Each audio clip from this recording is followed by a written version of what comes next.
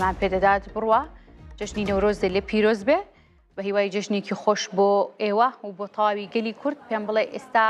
سەیرانگەی دوکان چۆنە هەم لە ڕووی وەکو گەشتیاری بیانی وەکو ناوخۆی هەرێمی کوردستانیش خەڵک سەردانی دوکانی کردووە بۆ ئەوەی کە جژن وە لە نەورۆزدا سەیرانێک بکەن. بەڵێ هێوی سڵاو لێ بێت هەردوو جەژنەکە لە تۆ لە بینەران پیرۆز بێت هەڵبەت یعنی لە سەیرانگەی دوکان و بەتایبەت لە دوکان هاوڵاتیان پەیتا دێنە ئێرە بۆ بەسەربردنی کاتەکانیان و سەیرانکردو و دەبینێت لە دیمەنەکان دایرەی شێکە لە کەپرەکانی سەیرانگەی دوکان کە ینی دەتوانین بڵێن بەڕێشێکی بەرچاو هاوڵاتیانی لێ هەم لێرە و هەم لە کەپرەکانی دیکەش سەر لەبانی بەهۆی ناجێگیری کەش و هەوا بارانەوە کەم بوو بەڵام ئێستا وردە زیاد دەکات جا سەبارەت بە پرسیارەکەی خۆت هێوی من کاک ڕێژن ڕەوفم لەگەڵاکە بەڕێوەبەری گەشت و گوزاری دوکانە زانیاری زیاتر لێ وەردەگرن سەبارەت بە هاتنی ڕێژەی گەشتیاران بۆ دوکان کاک ڕێژن سڵاو لێبێت. سڵاو لێوەش جەشن پیرۆز لێوەش پیرۆز بێ لە بینەرانی کوردستانیش. کاک ڕێژین ئێستا ڕێژەی هاتنی گەشتیاران بۆ دوکان چۆنە و بەتایبەت هاوڵاتیانی ئاسایش کە دێن بۆ ئێرە تاوەکو چەند زیادی کردو بەراورد بە بەرەبیانی دەبێت بەرەبیانی بەهۆی کەشوهاوە کەمتر. ئەوە جێگەی خۆشحاڵەیە کە شوواکە ئێستا لەبارە ئەوەی کە تێبینیمان کرد لە بازگەکە لە پێشرا کە لێبووین لە 2 ساعت 12 ڕێژێکی باش لە هاوڵاتیان و سەردانیکاران پەیتا دێنە دەرەوە بۆ شوێنە گەشتیارەکان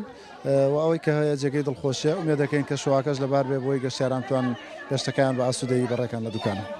ڕێژەی خزمەت گوزاریەکان چۆنن تا چۆن ئامادەکاریتان بۆ ئەمڕۆ کردووە؟ تەواوی شوێنە گەشتیارەکانمان لە سەرەتای ساڵەوە دەستیان بە ئامادەکردنەوە و نۆژەکردنەوە شوێنەکانیان کردووە لە ئێستا تەواوی شوێنە گەشتیارەکان بۆ خزمەتی گەشتیاران ئامادەن و تەواوی فەرمانگە خزمەت گوزاریەکان و ئیدارەی قەزای دوکانیش لە ئەرێکدان لە ئەمڕۆ بۆ خزمەتی گەشتیاران. بابەتی نرخی کەپرەکان چۆنە کاک ڕێژین؟ ئەوەی کە هەیە بەداخەوە بەهۆی ئەم بارودۆخەی کە دروست بووە ئەتوانم بڵم ئێستاش ڕێژەیەکی زۆر لە کابینە و کەپرەکان داواکاریان لەسەر نییە ومێ دەکەین لە داهاتوە کە شووا لەبار بێ بۆ ئەوی داواکاری بکەوێتە سەر ئەو شوێنانەش و نرخەکانیش بە حکمەوەی داواکاری کەمە هەروە خۆی و لەگەڵەوە شالیژنەکانمان مطابعی تاوی ئەو شوێنانەکەن و ئیستیغلال لای شوێنێکی گەشتیاری قبول ناکرێت وەرە وڵاتێک هەستی کرد ئیستیغلال کراوە توانێت وەسڵەکەی پێشکەشی لیژنەکانی پشکنینی بەڕێوەبەراتیمان یا ئابووری قایمقامەتکە بۆی لێ پێچینەوە لە شوێنە بکرێت. سەر پێچێک تۆمان نەخێر تاوەکو ئێستا سکاڵایەک نەگەشتووە دەستمان کاک ڕێژین کە لەگەڵمان بووە زێتەکەشە جا هێوی بە بەشێکی دیکەی دیمەنەکانتان شان بەم جا ماشەڵڵا لێرە خوانێکی تایبەتیان ئامادە کردووە با بزانین لێرە خاتون گیان سڵاو لێبێ تۆ لێرە وەستاوی وەرە تۆ زەقسەم بۆ بکە بزانم چیت کامتان حازرتان کردووە کورە دوو قسە بۆ بکەن چۆنە باشم ئاخر تۆ شێفی سڵاتا لێبێ جژنیش پیرۆز بێ بەخێر بێ ئاخوابژی چۆنە هاتون بۆ ئێرام سەیرانتان ڕێخستەوە ماشەڵڵا دەبین گەرم و کوڕێکی زۆر زۆری وڵاهی لەخوا بەزابێ هەموو ساڵێک نەورۆزان کۆوە بینەوانێ بەزیتر ئەم نەورۆزە تۆزە بارانەکە جەوی لێ تێگەین و هەنێ لە عیلەکان نهاتون لەبەر باران و سەرما بەڵام لەخوا بەزابێ هەر هاتون وەجوەیەکمان و ئیشەڵڵا جەمال لە تێک نەچێتە ئێوارە ماشەڵڵا بۆنی برنجەکە زۆر خۆش بوو چی ترتان میوان بن مەڕۆنەوانە لێرە بن چیتان ئامادە کردووە وڵایتە برنج و مریشک و گۆشت و تشتی شیرینی ئەم شتانە و برژاو بۆ ئێوارە ئەم شتانە ئێوارە لێرا منەوە ئیشەڵڵا ئیشەڵڵاستەکەم بەخێر جا هێوی ینی لە بەشێکی زۆری کەپرە گەشتیاریەکانی دوکان کو دەبینین کە خەڵک پەیتا دێن بۆ ئێرە و لێرە بەم جۆرە کاتەکانی خۆیان بەسەر دەبن و بابن ئەم پورێژ وەربگرم پورێ گیان سۆنی تۆ چۆنی بۆ قوربان جەژنی تۆش پیرۆز بێ لە جەژن و خۆشیابی ئیشەڵڵا بە قوربانە ئەبڕۆ هاتوون بۆ ئێرە چیەکەن لێرە و چیتان ئامادە وەڵی چێشتمان لێ ناوە و ئیشەڵڵا هەر بەسەر و دڵی خۆش و بەبێەوەی بەلەشی ساغ ئیشەڵڵا بە خۆشی هەموو لای چۆنە ڕەنگەمانەنەوەی تۆ بن کە سوکاری یەکن پێکەوە کۆبوونەتەوە زۆر خۆشە کە سوکار کە ئاوکۆ بێتەوە بە یەکەوە قەرەباڵخێکی ئاوە لە مناسە بە یەکا کۆبینەوە جەژنێکی زۆر خۆشە و خۆشتری ژەبێ ئیشەڵڵا هەردوو جەژنەکە پێکەوە بوو لەخوا بەزیا بێ و زۆر خۆشە و دڵمان خۆشە لەخوا بەزیا بێ و دڵی هەموو کەسێ خۆش بێ و ئەم دنیامان بۆ خۆش بێ ئیشەڵڵا بە قوربانە بێتەنمەتا درێژ بێ جەژنی ئێوەش پیرۆز بێ و لەشتان ساغ بێ بە قوربان دەسە ماچەکەم جا هێوی وا بێم بۆ ئێرەش لێرە شوکو دەبینی پیاوان کۆبوونەتەوە ماشەڵڵانی هەم یاری و هەم کاتەکانیان لێرە بەسەر دەبن با بچمەلیان سڵاتان لێبێ چۆنن باشن قوربان جەژنە پیرۆز سەرچام لێوەش پیرۆز و جوانی من سەرچام بەخێر بێن. ئەمڕۆ چۆن کاتەکانتان لێرە بەسرە بن تا چەند خۆشە کاوە پێکەوە کۆبوونەوە ماشەڵڵا کەشەکەش ئێستا خۆشی کرد کەشەکەی خۆشە و وەڵایتر بە خۆشی برادرانەوە خزمان و هەموو لێرە کۆبووینەتەوە بە بۆنەی نەورۆزە و هەم جۆژن و هەم نەورۆز و هەمووی تێکەڵاو بوو و هەرچەند تۆزێ شەڕ و شۆڕ و ئاژاوە هەیە بەڵام هاتوونەتە دەرەوە تۆزێک لە مۆزع دوورکەوینەوە. سەیرانە خۆشە بۆ دوورکردنەوە لە وەزار بێگومان بە تاکید خۆشە یاخوا هەمیشە بیاخوا لەگەڵ جەنابتانە ئینشەڵڵا لە خۆشییان قوربانە ئابی گەورە تۆ ئاڵێکی جەژنە پیرۆز بێ چۆن لێرە کاتەکانتان بەسرە بن جەژن لە هەموو لای پیرۆز بێ ئینشەڵڵا بە بێوەی و بە سەلامەتی هەموو کەسێک ئینشەڵڵا هیچ کێشەیەک ڕوونە لەم چەند ڕۆژەیە چونکە خەڵک بە تەواوەتی لە دەرەوەی و تەمە ناکەم هەمووی ئاگای لە خۆی بێت و لە سیاقەتات پابندی ڕێنمایەکان بن جاوەکەی جۆیەکی خۆشە و هاتوونێت دەرەوە ئیسراحەتێکەکەین و لەو کێشە ئیزعاجی ناو شار دوورکەوتونیێتەوە و ئەو هەموو لۆدە لەسەر خەڵکە و بە کێشەی موچە و کێشەی شەڕی بینی دەور و پشتەکانی خۆمان ئینشەڵڵا هەمووی سەلامە دەبێت و کاتێکی خۆشە بەنەسەر. سپاسەکەم هەمیشە لە خۆشیا بن هەڵبەت هێوی ینی ئەوانەی کە لێرەن ئەم سەیرانە بە دەرفەتێک دەزانن بۆی کە لەو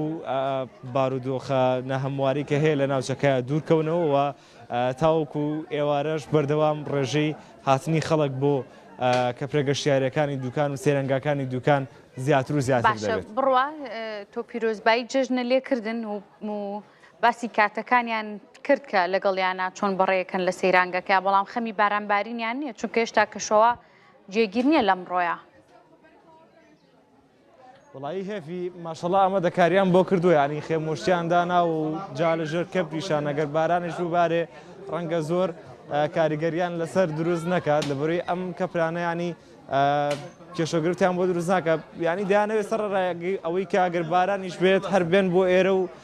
لێرە کاتەکانیان بەسەر بەرن چونکە ئەم ساڵ جیاوازە ینی هەردوو جەژنەکە پێکەوەی بۆیە نایەنەوێ ساتانیان لە دەستچێت. ئینشەڵڵا جەژنێکی خۆش و سەیرانێکی خۆشەکەن هەموو لایەک بە سەلامەتی گەشتەکانیان تێپەڕێنن سەلامەتی بۆ تاوی گەلی کورد. سوپاس بڕوە بۆ زانیاریەکانت بۆی کە ڕاستەوخۆ لە هاوینە هەوار و سەیرانگەی دوکانەوە لەگەڵمانە بوویت. دەچمە لای پامنێرمان بڕیار محەممەد لە هەولێرەوە دیاراویژێکی لە یەکێک لە شوێنە گشتیاریەکانە لە هەولێر زانیاریمان پێدەدات. بڕیار سڵاوت لێبێ و من پیرۆزبایی جلە کوردیەکان لە هەمووتانەکەم لەو پامنێرانەی کە ئێستا دەرەکەون لەسەر شاشی کورسات نیوز و جژنی شەلێ پیرۆز بێ هەردوو جەژنەکە و بە تایبەتی جژنی نەورۆز کە ئەمڕۆ یەکەم ڕۆژ دەست پێ دەکات. ئەمێ بزانم پێشوازی هاوڵاتیان لە شوێنە گەشتیاریەکان لە پارێزگای هەولێر چۆنە بۆم جەژنە. هەوی جەژن لە تۆش پیرۆز بێت دیارە لە سنووری پارێزگای هەولێریش هاوشێوەی تەواوی پارێزگاکانی دیکە هەرچەند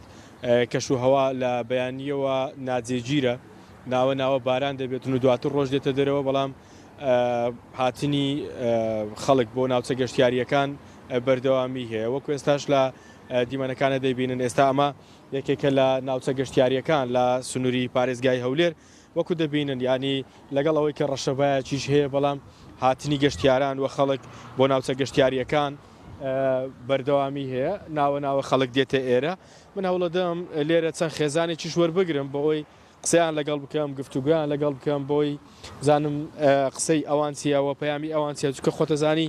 لە ماوەی ڕابردوو هەرێمی کوردستان بە دۆخێکی نەخوازراودا تێپەڕی بوو بە شێوەیەکی گشتی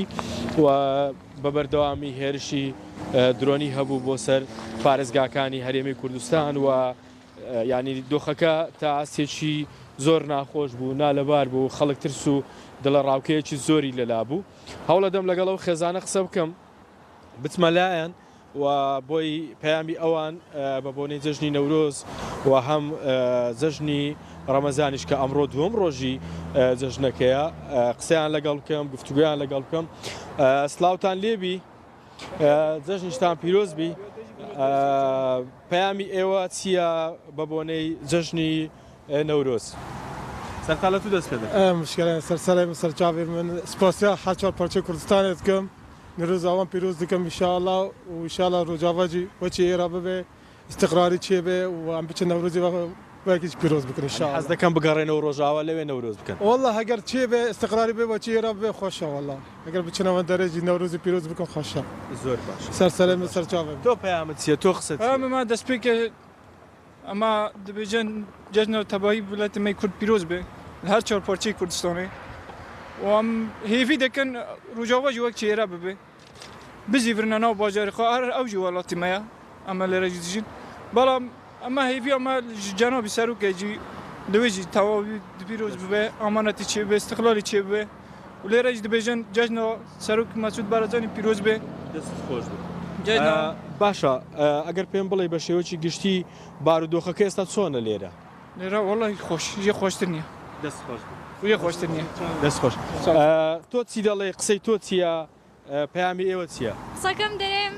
جەژنەون کوردەکان پیرۆز بێتن و هەر سقلارەکە لە ڕۆژاوامان دەوێت و هەر وەکو کوردستانی خۆش بێتن و لێ بژین. دەست خۆش بێت. هێوی ئەمە پەیامی خێزانێکی ڕۆژئاوای کوردستان بوو کە هاتوونەتە دەرەوە بێگومان ینی خەڵک لەبەرەوەی لە بەیانی تاوەباران هەبووە کوتم ینی کەمتر داهاتنە دەرەوە بەڵام ئێستا کەشەکە قیچەک وردە وردە خۆشتر دەبێ ڕۆژ هاتوۆتە دەرەوە بۆیە بە شێوەیەکی گشتی هاتنی گەشتیاران بۆ ناوچە گەشتیاریەکانی سنووری پارێزگای هەولێر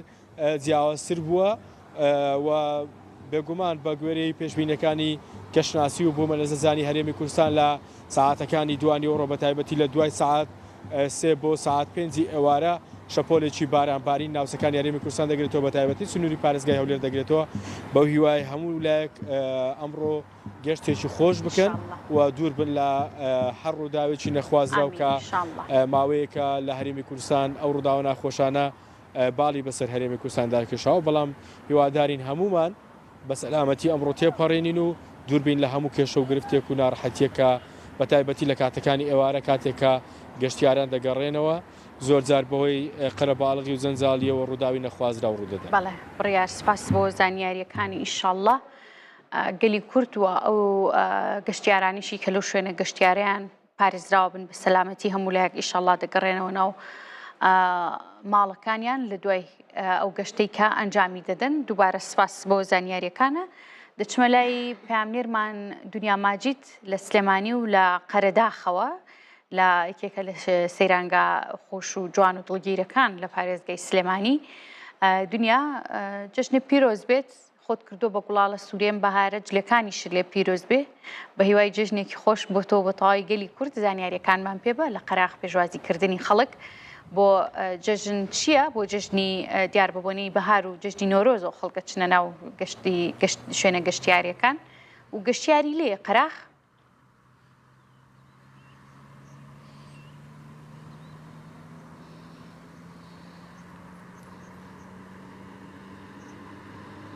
بەڵێ هێوی نیوەڕۆتان باش جژنی ڕەمەزان و جژنی نەورۆز لە ئێوە تای کارمەندانی کورسات و بینەرانی کورساتیش پیرۆز بێت. دیارە من ئێستا لە سەیرانگای قەرەداخم ئەمە یەکێکە لەو شوێنە گەشتیارانەی کە ساڵانە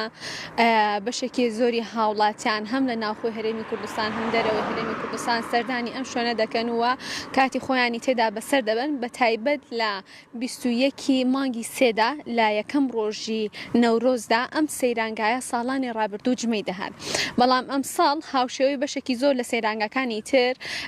چۆڵی پێوە دیارە یاخود دەتوان بڵێم کە هیچ سەیرانکەرێک نەهاتۆ بۆ ئەوەی کە ئەمڕۆ لێرە کاتی خۆی بەسەر ببات و هەروەها لێرە سەیرانی خۆی بکات. هەڵبەت وەک ئاماژەم پێکرد کە نەورۆزی ساڵان ئێرە جمەی ئەهات لە گەشتیار لە ئەو کەسانەی ئەهاتنە دەرەوە بەجلوبەرگی کوردی ئاڵوواڵای خۆیانەوە ئەهاتن بۆ ئێرە بۆی کە کاتەکانی خۆیان لێرە بەسەربەرن. بەڵام ئەمڕۆ ئەمەی کە لە دیمەنەکاندا دەیبینن ڕێگەی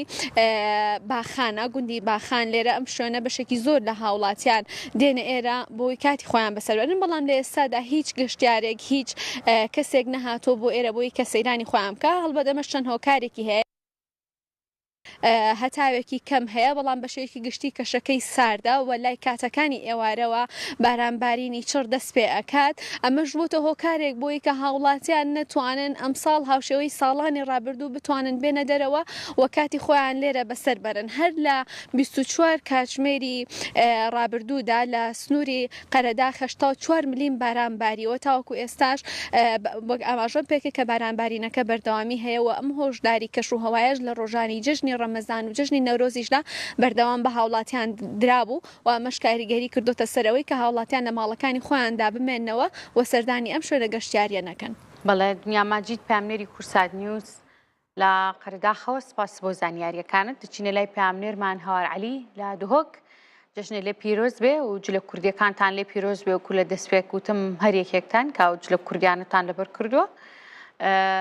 هیوادارین ئێوە و تاوی گەلی کورسەر دڵخۆش بن بە جلەکانتانەوە بە جژن و بۆنە تایبەتەکانی گەلی کوردەوە هەوار ئەمێ بزانم لە دهۆک پێشوازی خەڵک و گەشتیار بۆ هاتنی جژنی نەورۆز چۆنە و لەناو سەیرانگاکانە خەڵک چوونەتە نێو سەیرانگاکان بۆ گەشت بله هیوی جشنا نوروز و جشنا قربانیه لتجی پیروز بیتن لپارزگاه دهو که بگشتی افروکه خلق ندر کتیه براستی جی اف جهل پشمن اگر نوروزین برینو که تو هات باید جه نبو هندی خلق دهات اوره چونکی جه که دلگیره و یه وکره و هر روزا دروازه پارزگاه دهو که جی نزیکی سنتر پارزگاه دهو که جبرنده اف جه گلکت بو خبصه لیدنو که دا هیچ خلقێک لە وێرێنایەتە دیتن ژبەرکو ڕاستیژی کەش و هەوای پارێزگا دوو کێ کو سپێدەهیە سپێدا ئەڤر و پێلەکە بارانبارینێ دەست پێ کرد بوو هەروسا دنوکەژی دا باەکێ ساڕ و بارانێکە هیر لە دوهۆکێت باریتن حتانوکە بکێمی خەلک دەرکەتی ئەوێن دەرکەتین ژی ئەڤن چوونە سەیرانە ژی ئەون یەن کۆخانیên گەشتیاری هەین لە دەوروبەرên پارێزگا دووکێ لێ ئەف خەلکێدی یەنکو قەستا cihên seyranat kirin hiç kesek hetanûke nayete dîtin eger bêne dîtin jî hindek kesên gelekên kêmin geştiyarên biyanî jî dev sala da ji ber barûdixê emniyê ku navçe ewşarê li navçeyê durust bûy li Îranê û herûsa li ew neseqamgiriya li Iraqê hey xelkê başûr û ناوەڕاستە عێراقی ژی قەستا پارێزگا دووکێ نەکریە و تل و مۆتێلên پارێزگا دووکێ پتریاوان دخالینە ji ber hindê jî geştiyarê biyanî jî kêm hatiye parêzga دووکێ hersa ew geştiyarê navxwe jî bi kêmî di newroza evsala da li duhokê dihête dîtin. زانیاریەکانت دەچینە کەرکووک قودسی کوردستان دەمانوێت بزانین لا کەرکووک پێشوازی خەڵک چۆنە بۆ جژنی نەورۆز پامنێرمان ئاسۆ ئەحمەد لە کەرکووکەوە ئاستۆ تۆش جلەکانە لێ پیرۆز بێ و جژنی نەورۆز و جژی قوربان جژنی ڕەمەزانیش لێ پیرۆز بێ ئەمێ بزانم پێشوازیکردنی خەڵک بۆ جژنی نەورۆز چۆنە سەردانی شوێنە گەشتیاریەکانیان کردووە لە کەرکووک هێوی سڵاو لە تۆ لە بینەرانی کورسات نیوز جژنی نەتەوەی نەورۆز و جژنی ڕەمەزانی پیرۆز لە بینەرانی کورسات نیوز پیرۆز ئەەکەم سەبارەت بە جلەکانم ئەمێ ڕاستیەک بەڵێم کە دیارە منیش سپاس تێواکەم کە بۆ میکرۆدە بە دیاری ئێستا من لە سەیرانگای خەرهەنجیرم دیارە کەشوهەوا زوو گۆڕانکاری بەسەرا دێت توانم بڵێم تا نزیک ساعت 11 تاویان نەمە باران دەباری بەڵام ئێستا هەم خۆر دەرەچێ هەم هەورە هەم ترسی بارانێ یانیوانی کە من دەبینم هاتوونەتە سەیران ئامادەکاریان کردووە ینی خۆیان بۆ حاضر کردووە ئەگەر بێت و بارانێکی بە خۆڕش ببارێت خۆیان حل بکەن هەرچەندە لێرە کەپر نییە بۆی با بڵێن بەربارانەکە بگرێت بەڵام ئەو خێزانانەی هاتوونە بینم لایلۆنیان هێناوە یان هەندێک پێداویستیان هێناوە بۆ ئەوەی لە بارانەکە بیان گەڕێنێتەوە ئێستا لە نەورۆزی ساڵانی ڕابردوو توانم بڵێم هیچ بۆشایەک لەم سەیرانگای خەرهەنجیرە نەدەما خێزانەکان زۆر بە قەرەباڵغی ڕویان لە ئەم سەیرانگایە دەکرد خەرهەنجیر چونکە داری تایە دیمەنێکی ئەجگار جوانە بەڕێوەبراتی ناحی خەرهەنجیر با بڵێن کیسەی خۆڵی دابش کردووە لەسەر ئەم ناوچێ بە تایبەت ئەم گەشتیارانی کە دێنە سەیرانگاکە بۆ ئەوەی پاشماوەکانی دەستی خۆیان دواتر دەم ناوەیە بە پرش و بڵاوی فڕێ نەدەن خێزانێک لێرەن خێزانێکی جوانن لە چەند ماڵێک بێکاتن بەڵام بەشێکیان لێرە ئامادەن جلی کوردیان لەبەر کردووە و ئاڵای پیرۆزی کوردستانیان بەرز کردووەتەوە دیارە هاتوونە تا سەیرانگای قەرەهەنجیر بۆ ئەوەی چێژ لەم کاتانە وەربگرن سەرباری ئەوەی گۆڕانکاری کەشوهەوا هەیە بەڵام دیارە ژمارەی خێزان هاتوونە تا سەیرانگا بۆ گەشت و سەیران سلااوان لێبێت جژنتان پیرۆز بێت سلااو لێبێت چۆن بواتنە دەرەوە لەگەڵ کیا هاتوونە چیەکەن ئەمڕۆ پێشەکی بەخێر بێن سەر و سەرچاو ئێمە دیارە تقریبدا خێزانی پێکەوە هاتوینە بۆ سێرانگای قەرانگیر بۆ بۆنەی جەژنی نەورۆزی پیرۆزەوە جەژنێکی نەتەوەی کووردە هەمیشە ئینشاڵای ئێمە ساڵانە بابێ باران بێ بەفر بێ هەرچی بێ ئەبێ لەم ڕۆژە پیرۆزە ئەبێ دەرچینە دەرەوە نان خواردنی نیوەڕۆ لە دەرەوە بێ ینی ئەم کەشوهەوا یان هەر بارودۆخێ نابێ بێتە هۆی کاڵبوونەوەی ئەم جژنە نەتەوەیە ئەبەت قەت داوا لەگەلی کورد دەکەین ئینشاڵە گەلی کورد هەمیشە یعنی ئەم یادە بەرز ڕاگرێت چونکە تەنیا یادی نەتەوەی جەژنی پیرۆزی نەورۆزە کورد یەک ئەگرێ بەم ڕۆژە پیرۆزە دەرەچێتە دەرەوە قەت یعنی بە هیچ شێوەیەکەوە تا سێرانگاکانە بینن لەخوا بە زیاد بێ هەمووی جمەی دێ لە خەڵکی دڵسۆزی کورد کە ئەم یادە بەرز و پیرۆز ڕاگرێت دەست خۆش سپاس بۆ تۆ لەگەڵ کامتان هەستانی قسەمان بکەن لە خزمەتتان لەکوێوە هاتوونێەوە ئێمە خەڵکی کەرکووکین هەر لە ناو کەرکووکەوە ناو کەرکووک باشە چۆنە کەشوهەواکە وڵا کەشوهەواکەی زۆر خۆشە تاوتە بارانە بەس تاسیروان لێ ناکە ئێمە جەوەکەی خۆشە لەخوا بە زیاد بێ ئایبینی هاتوینە جێ بگۆڕین بە بۆنەی جەژنی نەورۆزەوە بەڕاستی جەژنێکی ئینگەلی کووردە ئەبێ ئێمە پیرۆزبایی پێ بکەین هین نەتەوەی کووردە ئەبێ ئێمە هەر لەم جەژنە هەر دەرچین هەر شتێ بێت ئەم بینی وێنەتیانەگر چەند وێنەتیانگر زۆر بوو وڵا زۆرم کرد ئیتر خۆمان جوان کردووە ئەبێت یادگاریێکی جوان بۆ تۆ دەست خۆش کاکە سڵاو دەبێت دژتانش پیرۆز بێت پامیەوە چیە لەم جەژنەیە لە کەرکووک سێ بۆنەیەکی گرتووە هەم ئازادکردنی کەرکووک ئانی ئەمڕۆ بێتە دووەم ڕۆژ کە کەرکووک ئازاد کراوە لە تەستی سیستەمی پێشووی بەعز هەمان کاتدا جژنی ڕەمەزان بوو کە مانگێک ڕۆژی بۆ گیرا بۆ مانگی پیرۆزی ڕەمەزان ئەمڕۆژ با بڵێن جژنی نەورۆزە ئەم سێ بۆنەیە چێژی تایبەتی خۆی هەیە بوو لە کەرکووک یان هەستانە کرد جاجا بواە بۆەوەی خەڵک لە هەر سێکیا کاتی خۆی زیاتری پێ ببەخشێ سەردا بە خێر بێن جژنی پیرۆزباییەکەین جژنی پیرۆزبایی نەورۆزە هەموو گەلی کورد مرۆ یادێکی خۆشە یادی جژنی نەتەوەی کووردە ئینشاڵڵا خۆشی و بە سەرفرازی یادیەکەینەوە ئینشاڵڵا ساڵی داهاتوە بێت ساڵی بە ئامانجی نەتەوەی گەلەکەمان پێت خۆش بوو هەرسێکیەکی گریان هەرێکی و کاتێک بینی هەبواە بەڵێ بینی هەبواە خۆشتر بوو خەڵکانێک ئەمڕۆ دەنەچووە بە وەنی جژنی ڕەمەزانەوە پیانە گەیشتووە لە بەر میوانی و جژنی پیرۆزبایی بە هەر حاڵ خەڵکیش بەش خۆی هاتووە دەرەوە جژنی پیرۆزباییەکە سپاس بۆ تۆ لە خزمەتتان کاکە چۆن ئەم جلە جوانە چیە کردتە بەرت مشکیل بەستووە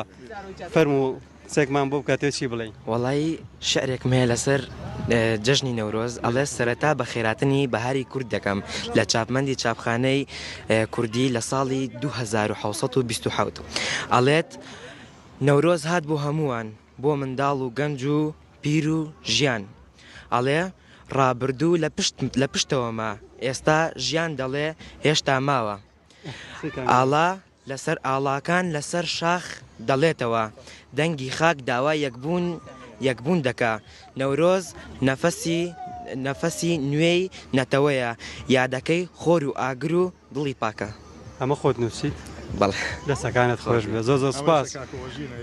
کاکەوەژین وڵای لە کۆنتترۆڵ ڕەنگە کاتەکەی کاکۆژین پامێک تێ بە کورتی پێم بڵێ پێت خۆش بوو هاتن بۆ سەیران بڵێ دێتێ چیم پێ بڵێ شعرێکم هەیە لەسەر کوردیە ئێ بڵێ لێرە ناڕۆم تەو قیاسم بکەدە ناو کەنە ئەستۆم گەبوو بە پیرم کە کوردن لێرە دەژیان لێرە مردن تەو قیاسم بکەتە ناو کەنە ئەستۆم تەو قیاسم بکە ناو کەنە ئەستۆم ئەگەر چێم هەیە بیبەن ئەگە ماڕش ئەکەشم کەن زۆر تایبەت بوو زۆر سپاس هێوی ئەمە دیمەنی کەش و سەیرانی کەرکووکیەکان بوو لە سەیرانگەی قەرانگیر دێم وڵای ئێوە دەست خۆش بە ئاسۆ سپاس بۆ زانیاریەکانت و بۆ سوپاسیش بۆی کە ئەو مناڵە دووەرگرت مافە پێدا چونکە لە سەرەتاوەتی من قساکەم خەمم بوو کە ڕێگەینەی قسەکانی بکە سپاس دووبارە بۆ زانیاریەکان سپاس بۆ هەر یەک لە پەیامنێرانمان بڕیار لە دوکان یان ببورن هەر یەک لە بڕوا لە دوکان بڕیار لە هەولێرەوە هەوار لە دوهۆک ئاسۆ لە کەرکووک و گوڵاڵە سوورەکەی ناویشیان دنیا کە لە سلێمانی و قەرەداخەوە بۆ جلە کوردی سوورانەوە سپاس بۆ زانیاریەکانتان هاوڕێیانی ئەزیز خۆشەویستان لایەتمان نەچێت ئەمڕۆ بۆنەی تایبەتی گەلی کورد و جەژنی کوردان لە باکووری کوردستان لە ڕۆژاوی کوردستانیش بەڕێواچێ بێجگە لە قەندیل و هەروەها لە ئامەد لە کۆبانێژ